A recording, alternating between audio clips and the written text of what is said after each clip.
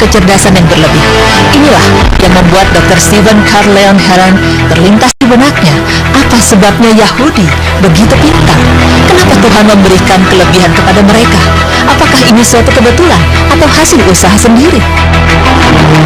Jika saja Stephen mengetahui bahwa kecerdasan yang dimiliki oleh Yahudi merupakan kenikmatan yang diberi Allah Subhanahu wa Ta'ala untuk bangsa Yahudi. Allah berfirman yang artinya, "Dan sesungguhnya telah kami pilih mereka Bani Israel dengan pengetahuan kami atas umat-umat lain." Quran Surah Ad-Dukhan ayat 32. Maka Stephen tergerak membuat tesis. Sekedar untuk Anda ketahui, tesis ini memakan waktu hampir 8 tahun. Karena harus mengumpulkan data-data yang setepat mungkin, Mbah Stephen terjun langsung menetap selama 3 tahun di Israel. Dari hasil penelitiannya, terdapat fakta yang mengejutkan. Ternyata kunci kecerdasan orang Yahudi tidak lain dan bukan adalah melakukan sunnah yang diajarkan oleh Rasulullah SAW. Stephen memulai dari persiapan awal melahirkan. Di Israel, setelah mengetahui sang ibu sedang mengandung, sang ibu dan bapak akan membeli buku matematika dan menyelesaikan soal bersama. Stephen sungguh heran, kenapa temannya yang mengundang sering membawa buku matematika? Stephen bertanya, "Apakah ini untuk anak kamu?" Dia menjawab, "Iya, ini untuk anak saya yang masih di kandungan. Saya sedang melatih otaknya, semoga ia menjadi jenius." Hal ini membuat Stephen tertarik untuk mengikuti terus perkembangan ibu tersebut. Tanpa merasa jenuh, si calon ibu mengajarkan latihan matematika sampai genap melahirkan.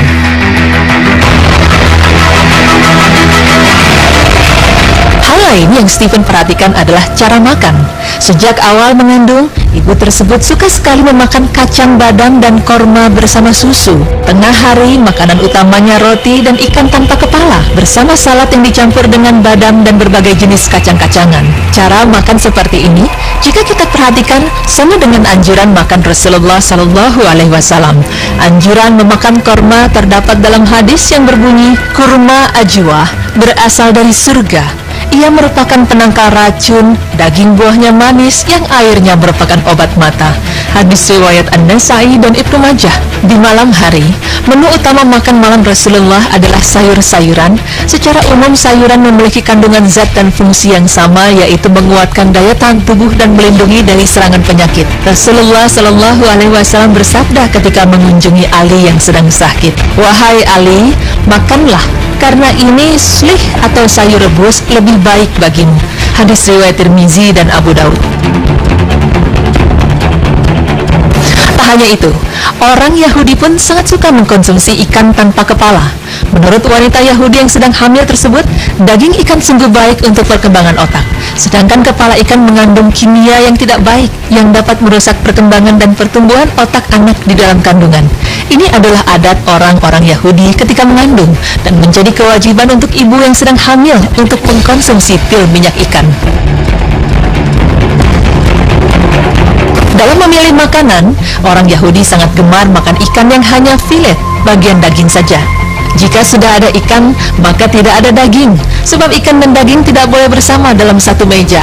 Menurut mereka, daging dan ikan tidak bagus dimakan bersama. Mengenai keutamaan ikan, Rasulullah bersabda, "Dihalalkan bagi kalian 2 bangkai dan 2 darah, ikan dan belalang, hati dan limpa." Hadis riwayat Imam Ahmad dan Ibnu Majah.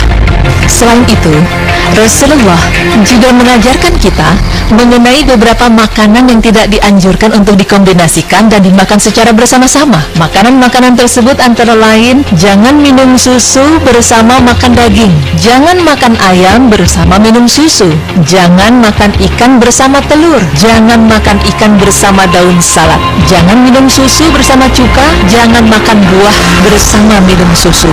Pemirsa, menurut Stephen, jangan terperanjat jika Anda diundang ke rumah Yahudi, sebab Anda akan dihidangkan buah-buahan dahulu. Ya, mereka akan makan buah-buahan dahulu sebelum hidangan utama.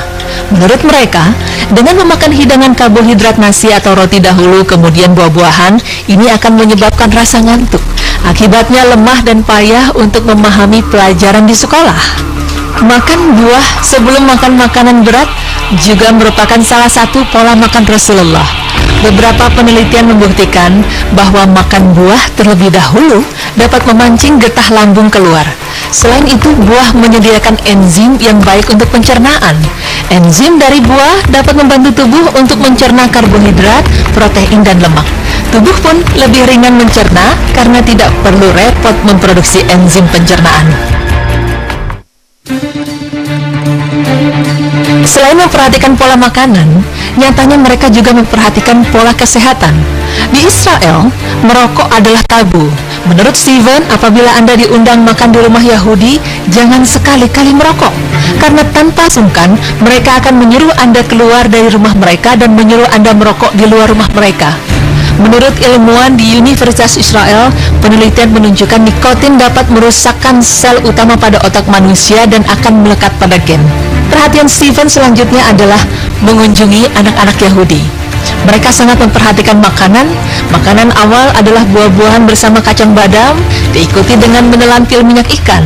Dalam pengamatan Steven, anak-anak Yahudi sungguh cerdas. Rata-rata mereka memahami 3 bahasa, Hebrew, Arab, dan Inggris. Seterusnya di kelas 1 hingga 6 sekolah dasar, anak-anak Yahudi itu akan diajar matematika berbasis perniagaan. Pelajaran IPA sangat diutamakan. Di dalam pengamatan Steven, perbandingan dengan anak-anak di California, dalam tingkat IQ-nya bisa dikatakan 6 tahun ke belakang. Segala pelajaran akan dengan mudah ditangkap oleh anak Yahudi. Satu lagi yang diberi keutamaan ialah Fakultas Ekonomi. Steven sungguh terperanjat melihat mereka begitu agresif dan serius belajar ekonomi. Di akhir tahun di universitas, mahasiswa diharuskan mengerjakan proyek dan mereka harus mempraktikannya.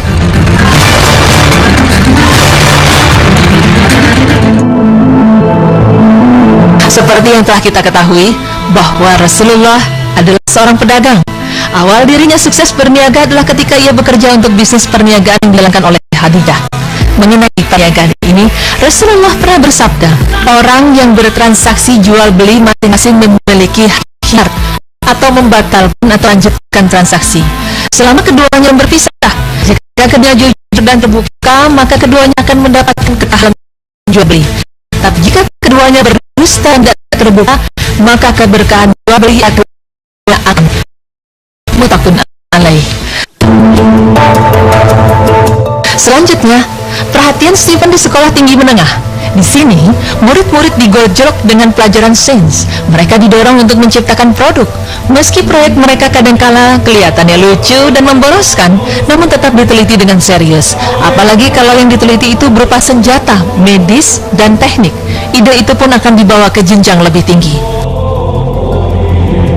Selain dari pelajaran tadi, olahraga juga menjadi kewajiban bagi mereka. Olahraga yang diutamakan adalah memanah, menembak, dan berlari. Menurut teman Yahudinya Steven, memanah, menembak dapat melatih otak fokus. Di samping itu, menembak bagian dari persiapan untuk membela negara. Pemirsa, ini sungguh relevan dengan olahraga yang disukai Rasulullah SAW, karena Rasulullah juga menganjurkan umat Islam untuk memanah dan menembak. Rasulullah SAW bersabda, berlatihlah memanah dan berkuda, dan jika kalian memilih memanah, maka hal itu lebih baik daripada berkuda. Hadis riwayat Ahmad. Anda terperanjat